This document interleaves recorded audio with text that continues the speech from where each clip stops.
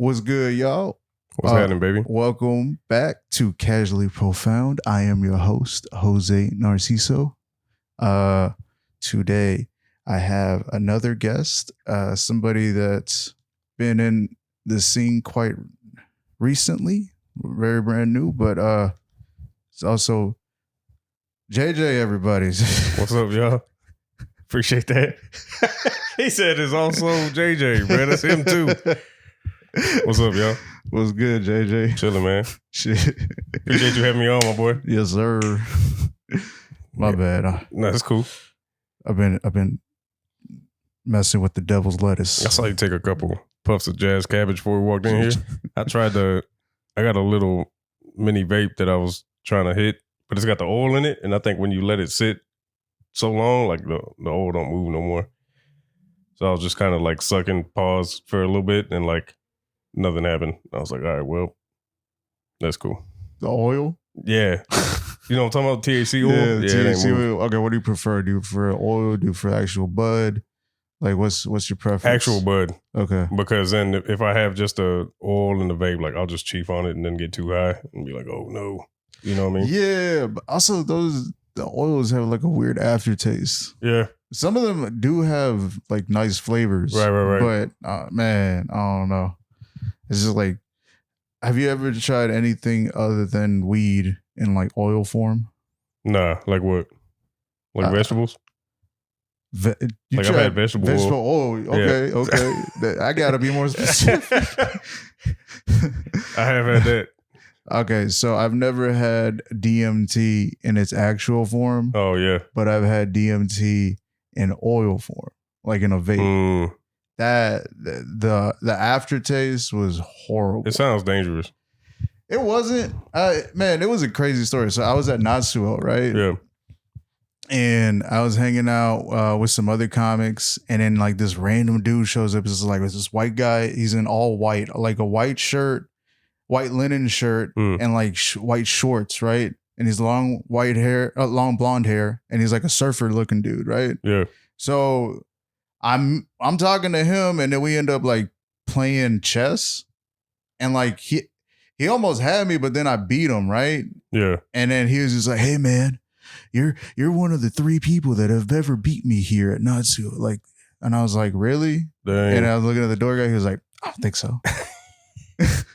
And then like, so we start talking,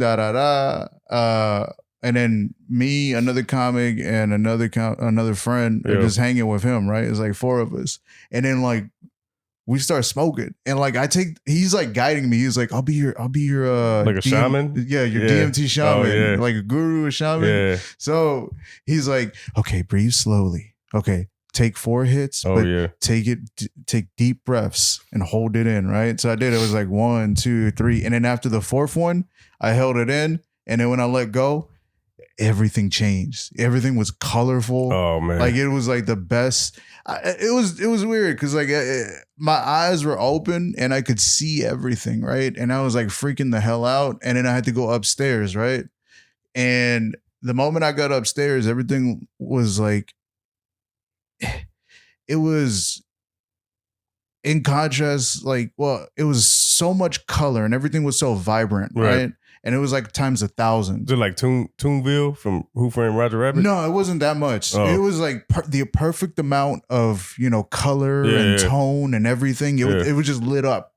Okay. Everything was just lit up. And I was just like freaking out. And I was just like, this is too much. I had a sensory overload, right? Yeah. So then I went inside the art room, and at that moment, what they were showcasing was like a lot of like female body. Right. Like, and it was like, I saw boobs and then I saw vagina and I was like, I'm home. Yeah, right. Okay. It was like, oh, I'm good now. I'm good now. Yeah. I recognize this.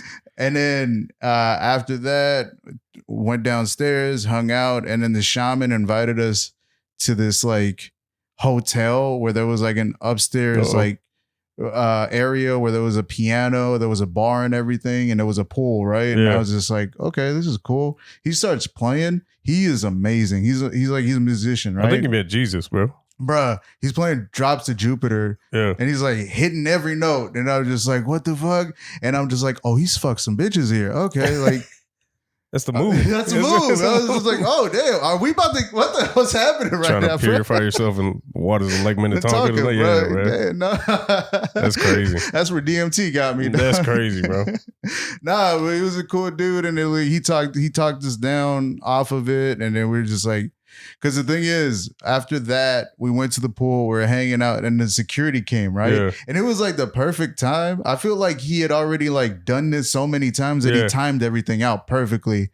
We were hanging out, great conversation. Then security comes, it's like, hey, you know you're not supposed to be here. It's like, oh yeah, we're leaving. Yeah. Type shit. And I was just like, we went back to Nasuo, and I was like, was that all a dream? He like woke up and he was like, checkmate. Yeah. Right? Type shit. Yeah. That's wild. That's wild. Nah, man. I kind of get what you mean, like a little bit. I never taken DMT, but I have taken mushrooms. And I remember one time I took like, I'm ignorant, man. Like I'm one of them dudes that like will take an edible or mushrooms, and then like after 30 minutes and be like, it's not hitting. I got to take another one. And so I just kept doing that. Mm-hmm. And I was in the bathroom, and all I could see, like I could make out the shapes, like if they were superimposed on the air, I guess, but it looked like the Aztec hieroglyphics. I don't know how to put it, but they were just kind of popping up in the air, and I was like, "Is this how they learn how to do it? Like, did they find like peyote or shrooms or something, and just was like, oh, these are symbols. We need to write them down, and they have meaning." That's how I figured out how to write. This was trippy, bro. That's crazy. That's a good question, though. Is that how they figured out? Because like you get more creative when you're high. Yeah. I have my wife. She thinks that, like, you know the story of Adam and Eve and how she bit the apple, mm-hmm. and like apparently, like the story goes, like it's Adam and Eve. She bit the apple, or she bit the forbidden fruit, and gained all this consciousness and knowledge about stuff. My wife is convinced that it wasn't a fruit, that it was a mushroom. And she just like opened a higher consciousness. And I was like, that could be. Wow. That's, you know what I'm saying? That's a possibility. Yeah. That's wow. That could be something. Could have been the shrooms, man. That's crazy. Yeah. I believe that though. I was like, that kind of makes sense. Because when you do it, like it kind of alters your brain a little bit. Nah, she was doing shrooms, but you had to blame it on the apple. Yeah. She was like, it was that. It wasn't this. Leave this alone. Yeah. No, though. Apple's bad. Apple's bad. Terrible. I'm going to eat these mushrooms. Yeah, it was wild.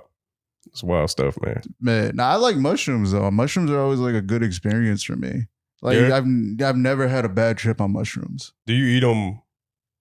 Do you eat the mushroom itself? Yeah. Oh, yeah. I never done that. Oh, you never done the caps? I do it in chocolate. Chocolate? I've done chocolate, pill, and actual mushroom form. Damn. Yeah, I've done chocolate, man, and I don't know. I like it, man, because it comes in different flavors, man. You know what I'm saying? Yeah. How much do you eat, though? I don't know. Not a whole lot. I eat like half the bar. Half the bar? That's not bad. Yeah. Half the bar and I'm chilling. I still have some, and like, I'm like, oh, I'm a, you know. That's how you know you don't have a problem. You still have some. I still have some, you know what I'm saying? But like, I think I don't think it works no more. I think it's just chocolate now. Like, because I'm trying to eat it. I guess. So now I'm like, damn, like now it's just cookies and cream chocolate bar. But it's still good. It might hit. Yeah. It's still good. I like it still. That's funny. That's what's up. Have you ever tried acid? Nah, man. Never. I haven't. I remember hearing stories about it. I'm like, I don't think I could handle it now. I used to want to do all kinds of stuff before. Depending on the dosage. I mean, if you do a lot, it might fuck you up, honestly. Yeah, I think I'm good now. You know what I mean? There was a bunch of stuff I wanted to try before that I just didn't get around to trying by the time I thought I would. And I'm like, all right, well, I'll just look it up. Yeah, I get that. All right, man. Honestly, you can or you don't. It don't matter. Honestly, do whatever the hell you want. Yeah, you tried it? I have. You like it? No. Oh. I like shrooms more than I like acid. Acid is all chemicals, like it's manufactured, right? This is what happened. So the first time, I had a great time. Yeah. I saw a lot of colors, shapes, and everything, and I was like having a good time, and I got to like really get into myself and really understand myself and like get in that mindset of like thought and like everything. So, but second time it was I don't think it hit, and then the third time I dosed myself by accident. Mm. So how you do that? I was working at Secret, and I was working the Come and Take It festival whenever they had it that year, right? And so I was working the door. It was the last show, and it was filth, right? Yeah. And like it was emptying out. It was like, yeah, the last show was emptying out. Yeah, People were walking out in like the middle of the show, like it was almost over, right? And then like I walk outside. And I'm like just looking around, and I see this like dude in like raggedy clothes, like a raggedy pants, shirt, and like a beanie. And I'm thinking like, oh shit, it's a homeless guy about to come up to me right now, ask for money. The closer he gets, I see his face. I'm like, that's Dave Chappelle. Nah. Yeah. Oh shoot. Bruh. So I'm just like, Mr. Chappelle, please come in. What can I do for you? How can I help? And then like my managers were on the side of this was in the box, right? Yeah. And then they were on the side where the showroom is, and they were like, no, come through. They got him through the back, right? Yeah. And then everybody was just texting people, just like, hey, let them know like to show up for the next show. So just tell them to come through. The show was almost empty. When was this? This was like a couple years ago. Oh, okay. Yeah, but the show was almost empty. Yeah. Right? And by the time they all heard, the room just packed up. Everyone was like elbow to elbow, right? And then I remember this was when Chappelle was doing like the bird revelation, like when he was working on it, Equanimity. So I heard those jokes for the first time there at that show. Oh, that's dope. Before he put it out. Yeah. And I was just like amazed. I was just like, God damn. But the thing is, Mo Amer opened up for him, right? But when he went on stage, he only was doing 5 minutes, right? Yeah. Nobody was listening. Nobody was crazy. They weren't really laughing at him. Yeah. No, because they knew who was over there. You could hear the whole time, Dave Chappelle. Yeah, Dave Chappelle. It was like buzzing. The moment he walked through the door, Dave Chappelle. Oh my God, Dave Chappelle. Dave Chappelle's here. Oh my God, look, Dave Chappelle. That's wild. That's all I could hear, right? It was just one person just saying that over and over again. He was right next to me, just whispering. He's like, Dave Chappelle. I know, man. Goddamn. But the crazy thing though, like after Mo Amer at the end of his 5 minutes, he was like, okay, I know what y'all are here for. Everybody give it up for the great, the legend, Dave Chappelle. I heard the walls were shaking. Yeah, bro. I could feel the walls shaking. That's wild. God. The room was packed. They were like maybe like there was supposed to be 100. They were like over 150. That's crazy. Like if the fire marshal came through, we would have been done. Yeah. That's how packed it was. Yeah. Like and I believe it, man. I mean, it's Dave, bro. Like, it's Dave Chappelle. This is my hero. I grew up watching Dave Chappelle. Right. He's like one of my top, 3. Yeah. Like I was so amazed and I was so happy and I was like grateful that I got to have this moment there. And that was not even the crazy part. Okay, so then after that, the show ends, everybody's done, Dave stays, right? And in the showroom, they had equipment for a band because like there was a band earlier that played, and then the band was still there. And then Dave was like, "Hey, you want to go up and play?" He started doing karaoke with them. They started playing doing live karaoke, right? And he was doing "Killing Me Softly." Yeah. And show me my pain. And then the backup singer was trying to do that. He was like, show me my pain. He was like, shut the fuck up, man. Let me do my thing. That's funny. And then the guy put the mic down. He was just like, walk back. I was like, Dave's got impeccable music taste, bro. Oh man, it was so cool to watch and just be there and experience that. And then he goes back in the box and he talks to like the comics and the people that work there, and he gives them advice about life, the business, stand up, everything. That's so lit, bro. Yeah, and then at the end of all that, I look on the ground when I'm cleaning up and I see a gummy and a wrapper. Yeah, right. And I thought it was weed because it was green. Yeah. I smelled it. I was like, it smells like weed. I opened it up. I fucking ate it. That's wild. Because it was after work. Because I was like cleaning up already. I was just like, okay, I'll eat this, go get some food, and then go home and then chill out, relax, have fun, whatever. Because I wasn't working the day after. Right. So was done with everything, go home. And I'm sitting down and I'm just like, I'm not feeling it. I'm like, the lights are off. I'm in my bed. I'm at that point. I'm just like, I hadn't felt it the whole time. And I was just like, I'm not feeling it. What the fuck is going on? I'm not feeling this. And then all of a sudden, nah, bro. Something hits, and it's harder than than any weed that I've ever felt in my. It was colors and shapes and like I saw God. I saw the gates of heaven just open up for me, and I was just like, "Yo, am I dying right now? Like, what the fuck is going on?" This is it. Yo, I really did. Yeah. And then, but that's not even the crazy part. Like I was staying with my sister at the time, and I was staying in her living room, right? And she was on the couch, and her roommate had got home at like around 3 a.m. with her boyfriend. So I'm sleeping, and it's a 1-bedroom. So living room, bedroom, they're on the other side, right? They start having sex. Damn. And I'm just sitting there having this great experience. Then I start hearing them like having sex, and I'm just like, you gotta be kidding me. It's like, it's insane, bro. I was so pissed. I was so stuck because of the acid. I stayed there for like 10, 15 minutes. Right. I'm not gonna lie. Right. And then I finally got up, and I was just like, fuck it, let me go for a walk. And then they heard me. They were like, who's that? And then once I closed the door, they were just like, oh, it's Pepe. And I was just like, oh. I don't know, bro. That's kind of, I'm stuck on, you found this on the ground and was like, I'm gonna go ahead and take this, bro. That's crazy. And then the next day when I woke up, I swear to God, I woke up and my mind was blank. Yeah. No, you couldn't remember nothing? My mind was blank. That's crazy. Like nothing was on my mind.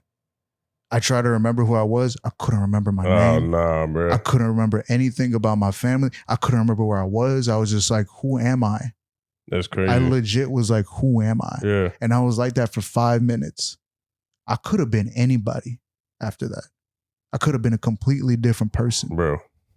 I could have just changed my life right there and been somebody else. And then after 5 minutes, it's like, you ever see those like TV screens that go by the tunnel? Yeah. I saw that a bunch of TV screens, but with my life. Yeah. Like childhood, infancy, adulthood, all that stuff, like just hitting me.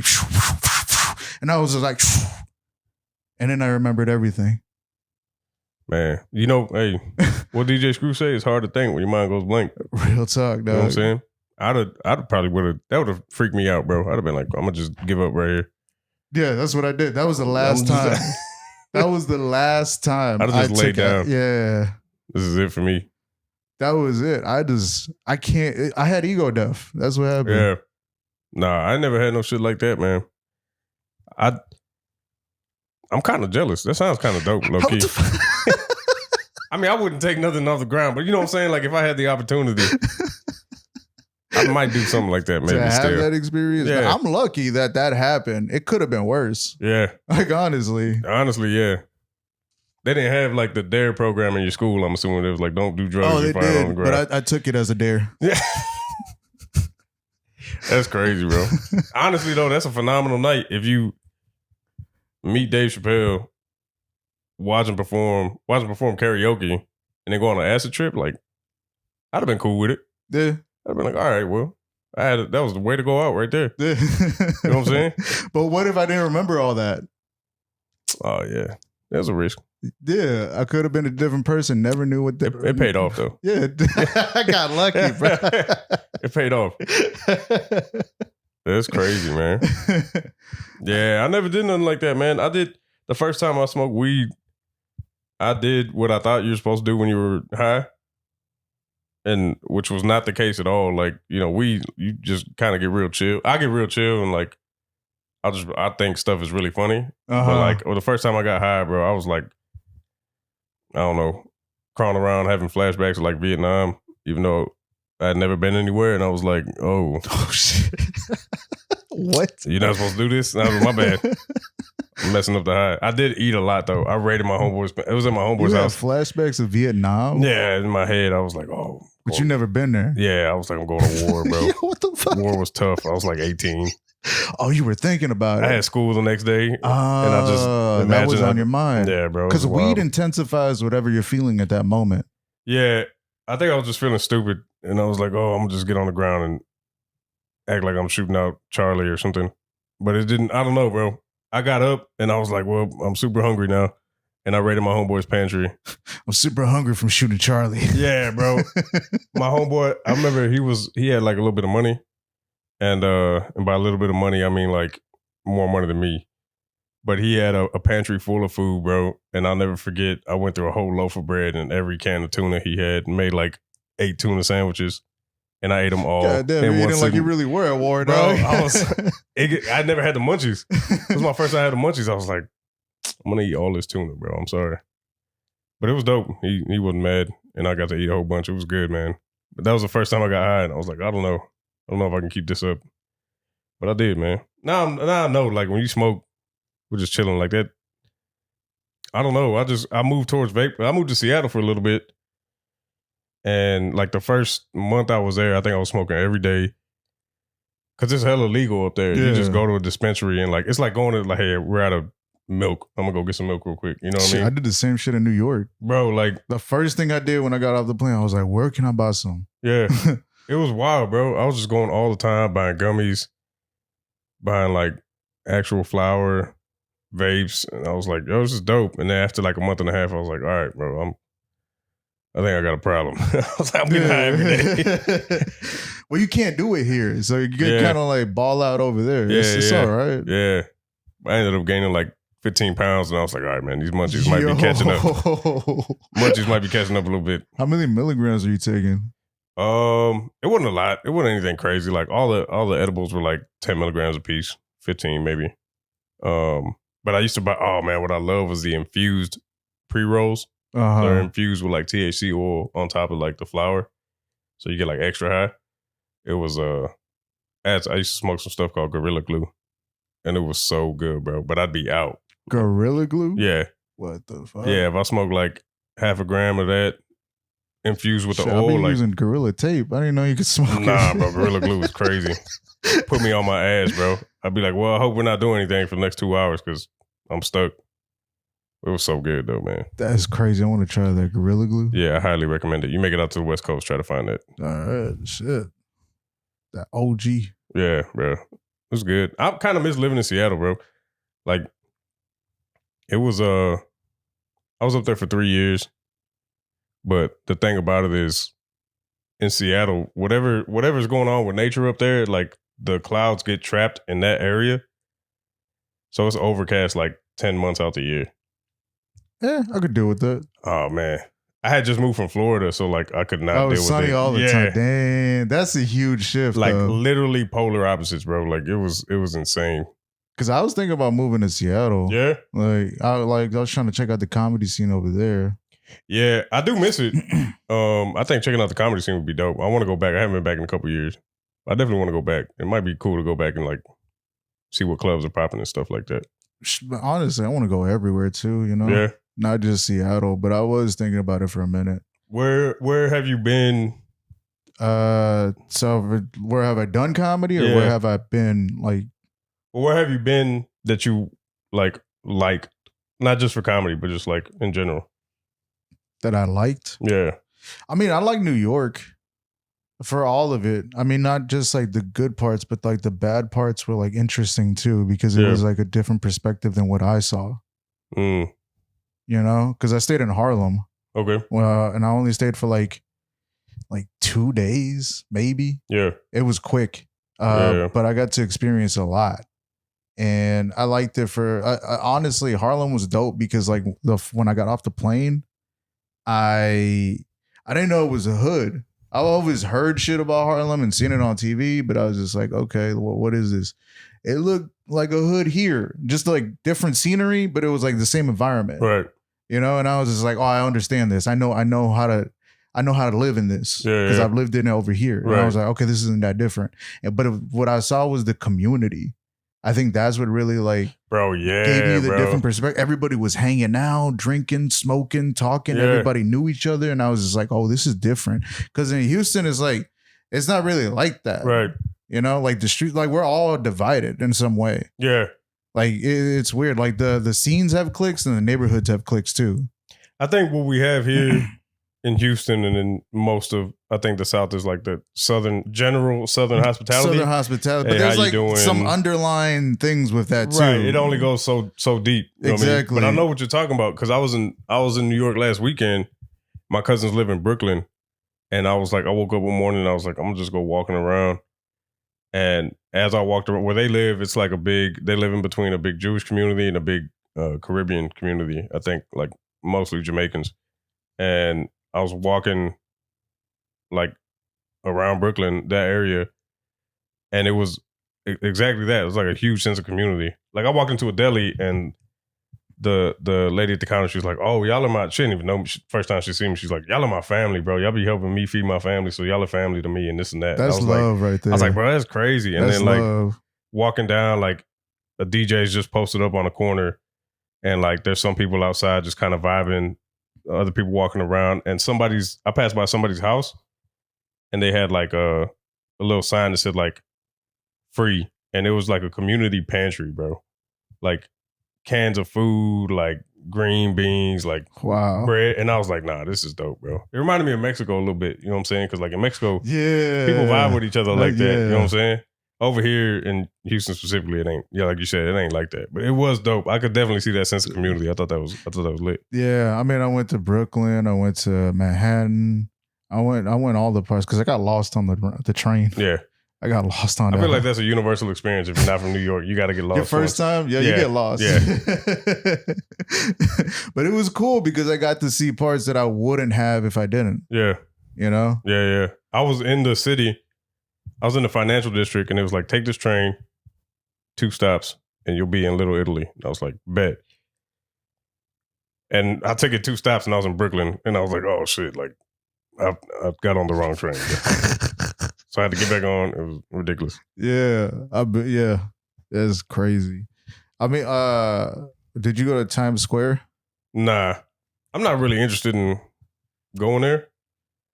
Just because like I've seen it enough on screen. Yeah, I've seen enough on screen. I'm like, I think I'm good. Bro, I had to go. Yeah? I had to see it.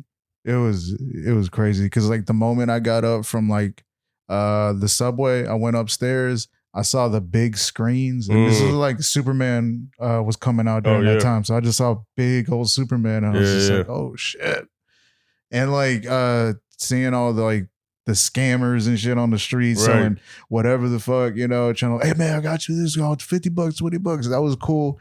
And then this like old Asian dude tried to scam me. He looked like a monk. He had the whole monk outfit with the bracelets. Type man. Shit. Yeah. No, because I was just like he had them right, and then he looked at me, he put it on my hand, and I was like, I don't have any money. He was like, donation. I had $5 in my pocket, right? So I was like, bet, fuck it. I have Vietnamese friends growing up in A-Leaf. Like my best friend growing up is Vietnamese. So I like having Buddhist prayer beads. So I was like, fuck it, let me just give him $5 for this, right? Pulled the $5 out. He looked at it. He was like, no, $10. I was just like, oh, you scamming, motherfucker? Yeah, bro. No, but then he had this book, right? Of all the people that paid or gave him donations or whatever. Yeah. It was like $40, $50. I was just like, oh, you're scamming. Yeah. He was like 100. I was just like, oh, wow. Yeah. That's crazy, bro. Nah. See, I was like, nah, man, I think I'm good on Times Square. But like, did you hit anywhere else up or not? Yeah, I got other spots. I went to the Comedy Cellar. I got to do a show in Brooklyn. Oh, yeah? Yeah. Shout out BK Made Open Mics. Hey. Gang. Yeah. That was dope.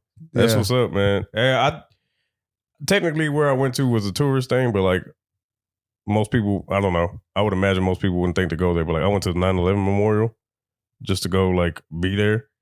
Cause I was like, dang, bro. So every year for like 3 days out the year, I just binge watch 9/11 videos. For real? Yeah, I swear. It's just what? You don't do that? Oh shoot. No. That's just me. That's my bad, bro.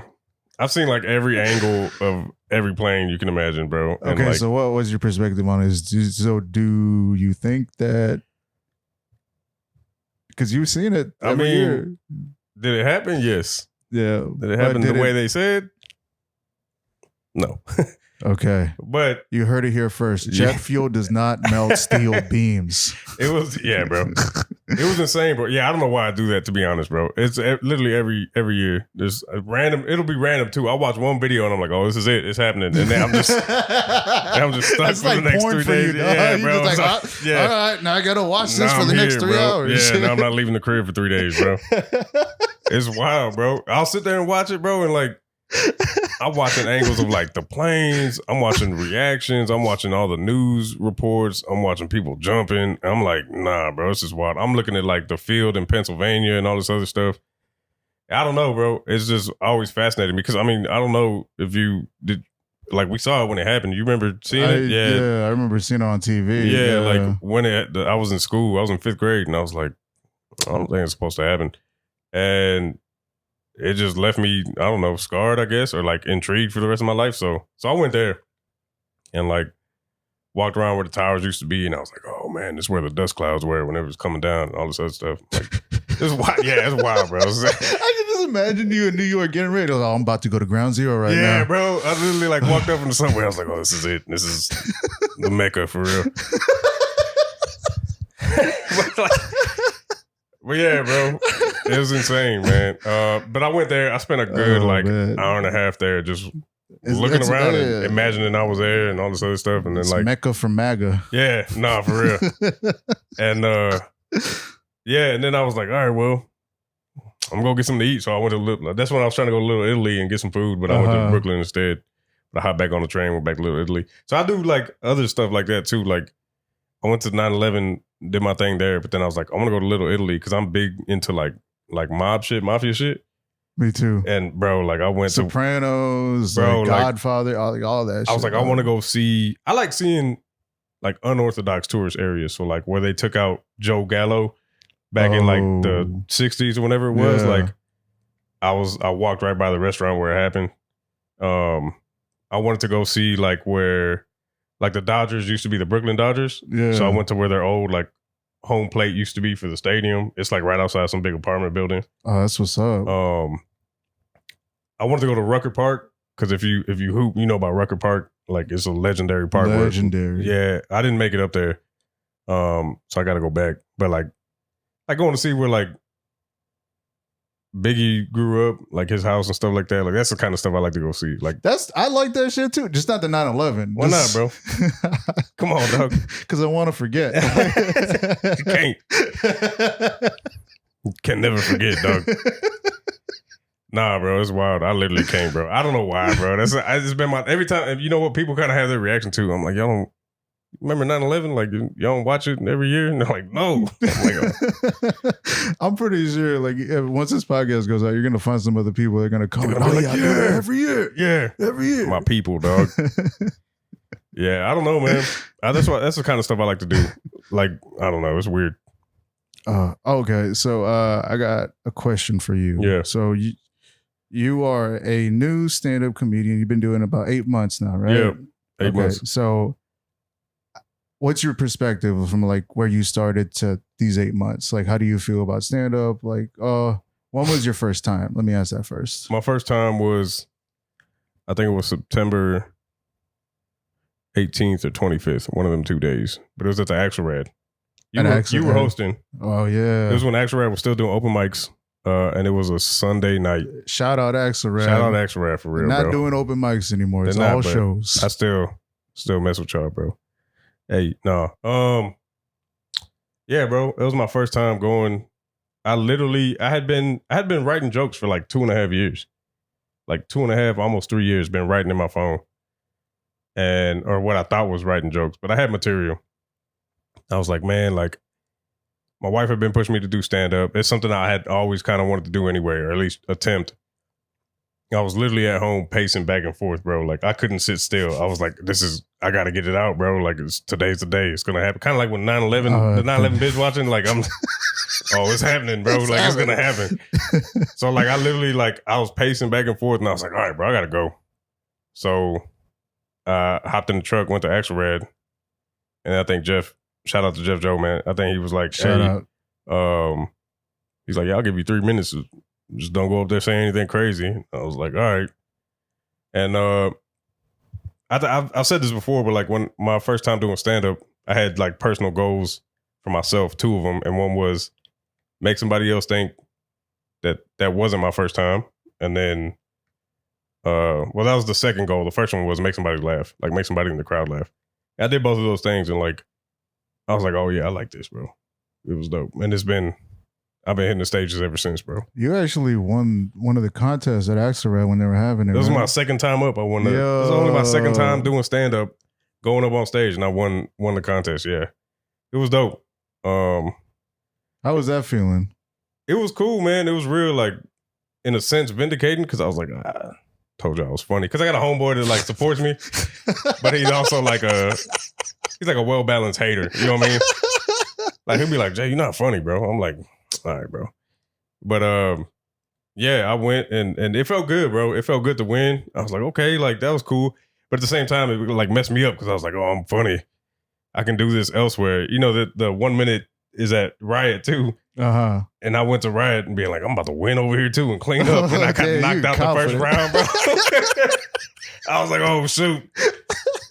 It's different at Riot. Yeah, bro, it's different. But it's different. I mean, it was cool, bro. I got into it, and it was real fun, is what it was. And what I've learned is everybody approaches stand up differently. Yeah, like since I started doing stand up, I haven't really watched anybody else, like any, like, I would say like famous comics do stand up no more. Like, I haven't really watched no specials or nothing like that, which I should, because I'm sure I could learn some stuff. Oh, okay. But I was gonna say, is it because you don't want to be influenced by them? Part of it is that, but also just, I don't know. It's weird. It's different, but it's fun, man. It's been real fun. I've seen that. Like I said, a lot of people have different approaches. But who are the comics you saw like coming up, like when you were a kid? Like, who did I watch? Who did you watch? Who were your favorites?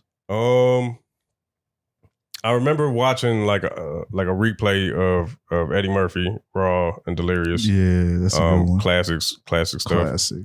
When I was in middle school, I was big into George Lopez. I watched this show. I liked this stand up until I got older. Yeah, and then I kind of understood what hack was, and like, and it's not like hack universally, but like in the Mexican community and the Mexican world, me growing up being Mexican, I was just like, oh, okay, I've seen this all the time. He's just calling it out. Right. You know, he's not really like creating something different. Yeah. But he's just like pointing out the obvious that we all see. Yeah. It was like, I took it like, it was hella observational, but like literally observational. It was literally observational. Yeah. And I understood that as a kid. And that's what I liked. But then when I got older, I was just like, oh, okay. I saw other comedians and I was like, oh, okay. I see the differences. Yeah. And like the levels and the type of material. Sure. I started seeing that. Yeah. You know? Yeah. His, I think Team Leader, I think was the name of one of his specials, I think. And Why You Crying, I think. Why You Crying, yeah. Man, I was running around quoting that all the time. All the time, bro. I got a pain in my chest. And I can't breathe. Bro. But, because it's also like, to a degree, like he had like a Chicano experience too, so that was real. And I related to that as well, Yeah, so that, growing up, my dad used to watch a lot of Cheech and Chong I used movies. to watch Cheech and Chong all the time. Yeah, and then I used to watch Sanford and Son, bro. I used to watch that with too. Red Fox. Yeah, man, bro. Like I thought he was Have you hilarious. Seen his stand up? No, bro. He's so dirty, bro. Yeah, no, yeah. That's the thing. I love Red Fox. I was like, this dude's funny, and then I found out, like, as I grew up, like he's a legendary stand up comic. I was like, oh shoot, bro. But like Martin Lawrence, yeah, and I love Robin Williams, bro, Chris Farley, Jim Carrey, bro. All those everybody, they like formed who I am. Yeah, you know what I mean? Or like my humor, yeah, so to speak. But that's kind of who I was watching growing up, and yeah, it was dope, man. The way they can like affect a crowd was insane, bro. So my top three are Dave Chappelle, George Carlin, Patrice O'Neal. Oh yeah. And then I got others, you know, Chris Rock and everybody else. But yeah, those are the three that I watch. I try not to get influenced by them, but I do watch their specials every once in a while just to like do some nerdy shit. Just listen to the joke, either write it down, understand where the setup is, where the punchline is, how they got there, what their attitude is at that moment, what they're trying to emote. You're studying. Type shit. Yeah. And like trying to see how I can I can't do the same thing they do, but what I can take like certain things that do work for me and just take it out and just like, okay. Yeah. Because honestly, smart. Oh, is it? Yeah. Yeah, bro. That's what I mean. Like, I'm seeing everybody has a different approach to comedy because, like, I still don't. Like, I wasn't doing that before though. This is like a later thing because I always wanted to get better at stand up, Right. but I always wanted to understand like where you got to know where it started. Yeah. To know how to, you have to know the rules before you can bend them. Exactly. That's the thing. And like I have to understand like what is funny and who are the funniest people. Those are the best ones to learn from. Yeah, I think for myself, like that's something I'm pretty decent at is being aware of myself, of what I'm good at and what I'm not good at and what I'm doing, what I'm not doing. And that's something that the reason why I keep bringing up like everybody's approach to comedy is different because I'm saying like my approach needs some work because like I'm like, yeah, like I won the 1 minute mic. I'm starting to get like I was talking to somebody the other day and I was like, yeah, bro, I'm starting to get booked up for like, I'm getting different spots for shows and stuff like that. Like one week I got booked for like 4 different spots that week. And I was like, dang. And they were like, bro, it took me like over a year to start getting booked for shows. Like when I started doing stand up and I was like, dang. Yeah. But I'm seeing like, all right, like I might. You're seeing the climb right now. I'm seeing the climb, but like I still got hella work to do, bro. Like I need to get down to the science of stand up. Yeah. You know what I mean? Because I'm just I'm not winging it, but I understand there's like a formula to it that I haven't really been applying. You always have something to work on. Even if you don't think so, you always have something to work on. That's why when people get comfortable and they're just like, oh, I'm good, I can bank on this. No. Right. There's so many other levels you have to hit before you get to that point where you're good. Right. I don't think I'm good yet. Yeah. I'm still working on it. That's crazy, bro. How's that crazy? Because you're good, bro. I don't think so. Not to the point where I want to be. Okay. I feel like I should be further along right now after 8 years, but I'm not. And that's like partly because of personal life, but also partly because of the amount of work I'm putting in. Yeah. I think we're saying the same thing. Like having that kind of thought. The mentality. Yeah. The mentality. It's like, it's consistency, it's repetitions, and it's like practice. Like study, you got to study a lot. Yeah. That's the one thing, like we earlier we talked about, like when you think you know a certain thing and you think you're good at it, but then you see another person that's even better than you, and you're just like, oh man, I got to work even harder now. Right.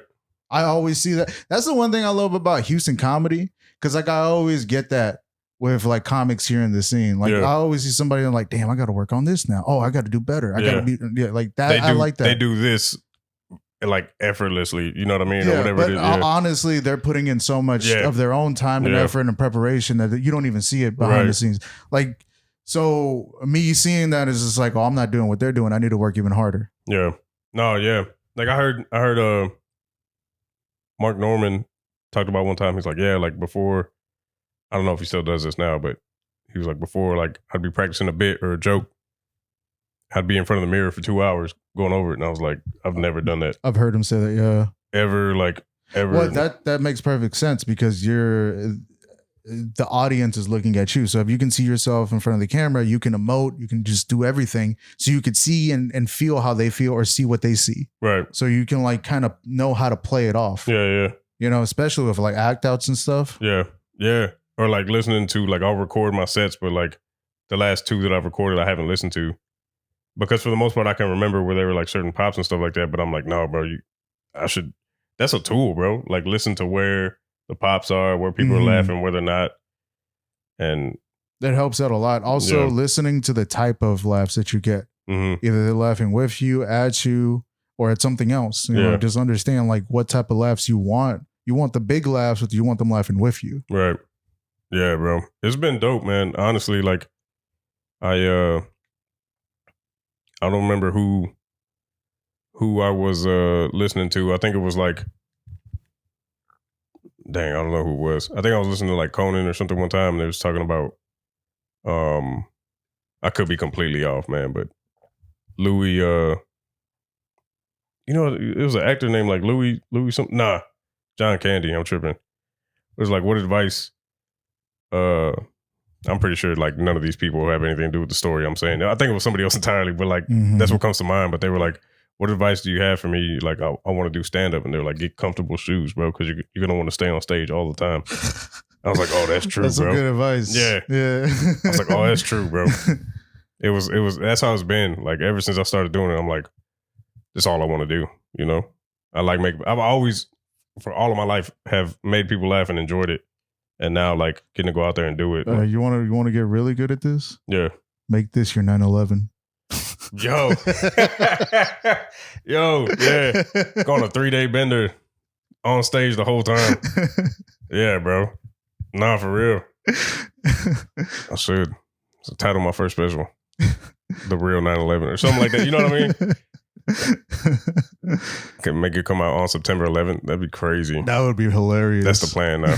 That's what I'm going to do. Yeah, bro. I mean, I don't know. It's just like, it's like I said, man, like now I'll go out and I'm going out several nights a week. And I'm like, when I don't go out, I'm like, oh, bro, what am I doing? You gotta do something. Yeah. That's really good that you got that mentality though. Like I talked to like some younger comics and coming up in the scene and stuff like that, and some of them don't have that mentality. It's just like that's how you get better. Yeah. By always working, always doing something different, always like challenging yourself. Right. Yeah. This is something where I don't challenge myself too often anymore, but like this is one of the things where I'm like, oh yeah. Well, you got to get comfortable with being uncomfortable. Yeah. I think that's the first thing you got to do as like a new comic. Get comfortable with being uncomfortable. Yeah. Then you can figure everything out. Like just be undeniable. Always work on being undeniable. I think that's the thing. Like, cause I think I'm all right, but like I'm not. I don't think I'm undeniable yet. Like when I get off on stage and everybody's like and the moment I get out, they're like, oh, that was good. Yeah. That was amazing. I've never seen that before. Yeah. That's where I want to be. Yeah. That's a good ass point. Yeah, bro. That takes work, and that's what, like I'm saying, I recognize I need to work on stuff like that still, because I have cool little, like, if I do, I don't know, because I'm still hitting plenty of open mics. If I do like 5 mics a week or 6 mics a week, like one of them is gonna be really dope, you know, and the rest are gonna be like, oh, okay. But are you working on something different on those different mics? Are you doing new jokes? Are you doing different tags, different setups? So that's the other thing. Like, are you doing the same jokes? I'm doing like one new joke for like every 2 mics I do, let's say.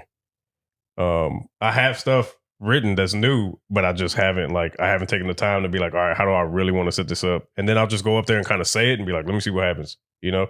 Versus having that's the only way you can do it. Yeah, but that's like, your process right now. That's your process. Yeah. You don't overthink it. I guess I'm too hard on myself. Yeah. You're 8 months in, dog. I gotta get this special out, bro. Quick. 9/11 coming soon. Nah, just kidding. Coming out in 9 and 11 months. Yeah, bro. Like 9 years, 11 months from now, I'm getting dropping a special on 9/11. Yeah, bro. I am. I'm really hard on myself. I'm somebody that's like, if I'm doing something, I want to get good at it immediately. And if I'm not, I'm like, you're a fucking piece of shit, bro. You're not worth shit. And I'm like, oh, damn. It's like the Green Goblin. The mask, you know what I'm talking to him? Yeah. Yeah. I mean, I got that too, but I always have to fight it. Yeah. I think that's the biggest thing. Like the voice in your head isn't the end all be all. Right. You know, sometimes you can be like, no, maybe I should do this. Maybe I should do that. Just think about stuff. Yeah. Like take a moment just to chill sometimes too, because I feel like most comics want to chill. That's profound right there. But take a moment, just chill. Nah, for real. Because like, I feel like people say that all the time, but like nobody ever really does it. You know? Yeah, that's true. Yeah, I mean, I chilled this weekend. That's the best feeling. Yeah, honestly. You don't feel like, oh, I should have been doing this instead. Oh, most definitely. But I also am happy that I gave myself time to like rest and not think about it all. Okay. Because like I'm always thinking about stuff all the time. Yeah. Like nonstop. Like back to back to back. Like what am I doing here? What am I doing there? Okay, if I do this, like my mind is always like that. So just to get time to like sit down, either watch a movie, watch TV, whatever, and just chill and get my mind off of things is always good. Yeah. You know, just to make me feel better so I can perform better. Right. I need to do that. Cause I think like the world is ending tomorrow and I'm like, oh yeah, Trump is president. It might might, you know, every day could be the last day. We might have another 9/11. Yeah, probably. But I'll get my YouTube channel ready, you know what I'm saying? He's gonna be binging. I gotta get premium now. Hey, no, you about to get redrafted? Oh damn! I hope not. Yeah, I've talked about that. I've had people hit me up actually and be like, "Hey, can you still get like called back in?" I'm like, "Nah, bro, I'm broken now, and like I've been out too long, so they couldn't call me back in." But I got a cousin that just got out of the Air Force, and I'm like, "Nah, don't be too happy, bro. You might go back." You know what I'm saying? Go ahead and chill now. Yeah, just rest as much as you can, bro. You might get called back. But hey, stay training though. Yeah. Hey, I'll be telling them, I'm like, you might want to stay in shape, brother. Do some PT, dog. Yeah. You might want to stay in shape, bro. You might be getting a call. He's like, yeah, he's trying to move. He's going to move up to Brooklyn to go to school up there. And I'm like, hey, man, it's cool to have a plan, but you still under contract. It's crazy. That's hilarious, bro. Yeah, man. What's out of these past 8 months, do you have like anything that stands out when it comes to stand up? Any moment or anything that like you were struggling with at first and then like you overcame? Yeah. So I don't know how to put this right, but like, and it's not necessarily like performance related, but networking with other comics. I'm not the most. I don't know. I've been told I'm not the friendliest looking dude. Sure, who you telling? And like, I'm not the friendliest looking dude, and I also like just the type of person I am. I'm never like, hey, I'm gonna go introduce myself because I'm like, they don't want to know me, bro. Like, dude, like they're gonna be like, why are you introducing yourself to me? You know, that's what I think. So like, yeah, I know what you're saying though. So, I deal with the same thing. Yeah, I'm like, why would they care who I am? You know what I'm saying? But like networking, bro, that's been the biggest thing that I've kind of overcome because now I make it a point when I see somebody, I'm like, oh, hey, how you doing? I'm JJ or whatever. You know what I mean? Like other comics, I mean, and feeling more comfortable being around other comics because in my head, I'm still like I said, I was in the military, so I'm still real like rank structured. So I'm like, oh, bro, I'm less than a year in, bro.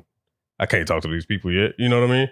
No, good point. Like, because for me, when I first started, it took like the veteran comics like 6 months until they actually saw you coming out. Yeah. To actually talk to you. Right.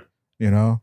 So yeah, like I get that. And I was the same way. Like it depends too on who you talk to. Yeah. I think like if the comic is cool and they just want to say what's up and I wouldn't say like ask them comedy questions. I say just get to know them and just be cool. Yeah, yeah.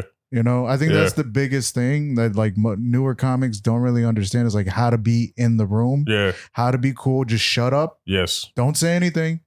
Just don't say anything at all. If you got a joke, keep it to yourself. Right. Because it's not as funny as you think. Yeah. Because these are professional they'll let comedians. you know. Oh yeah. If it's not funny, they'll be like, they'll roast the hell out of you. They'll let you know, bro. Yeah, bro. That's my biggest thing. Like now, like I'm slowly getting a little more comfortable. Like we were at Secret on Thursday in the back in the green room and like throwing bones, bro. I'm sitting there throwing bones. I'm like, okay, I wouldn't have imagined. Like I wasn't even trying to be in the green room. Like 6 months ago. Now I'm in there like taking everybody money and shit like that. You know what I mean? It was fun. Easy. Yeah, but it's cool. That's been like the biggest thing that has stood out to me the most. Is like, all right, bro, I got to make an effort to like just, hey, I'm so and so, and like not everybody's gonna want to know or talk to me, and like that's cool, but I'm still just gonna. At least they'll be cordial though, and still say like, "What's up?" And that's it. If you don't have a conversation, you don't have a conversation. Right. We're just working with everybody. We don't have to like be friends. Yeah. Like that. You know. Yeah. We're all coworkers. Right. Essentially, yeah. So that's kind of what I've kind of taken away from the last 8 months, and I'm like, oh, it's cool. I can't wait for the rest, man. Like, because it's only really going up. So it's dope. It's been dope. No, man, I've been watching you from when you first started to now, and to everything you have, everything you've been getting is well deserved. Honestly, because I see you out here working. Yeah. You're always trying to work on stuff. Like you see, you're trying to do a new joke. Yeah. Appreciate it, man. Yeah, no, because I'm trying to be the same way too. Yeah. Just working on stuff. Yeah. And like trying to get better and understand myself and like network better too. I think the one thing with me though is like it's different because like I book shows. So sometimes I don't know if somebody's talking to me because they really want to talk to me. Right. Or because they're trying to get on the show. Yeah, bro. That's what I be trying to avoid too. Like, especially I would say like as a new comic, like I'm like, I know people who run shows and I'm like, I'm just trying to be cool. I feel like I found like my community a little bit. You know what I mean? I'm just trying to be cool. But yeah, I know some people probably think that that's too. The best way to be is just be cool. And like if the booker asks, then the booker asks. But if they don't, then they don't. And don't expect anything out of it. I think that's the biggest thing. Yeah, that's something that my class of like comics that started around the same time. I was talking to some of them the other day and like, they're like, yeah, I don't know. What are you doing for spots? And I'm like, I'm just kind of chilling. And if people hit me up, then you're just being funny. That's all you're doing. Just be funny. Look, comics in the scene, comics in any scene, new comics. If you want to get booked on a show, be funny. Yeah. That's all you got to do. That's it, man.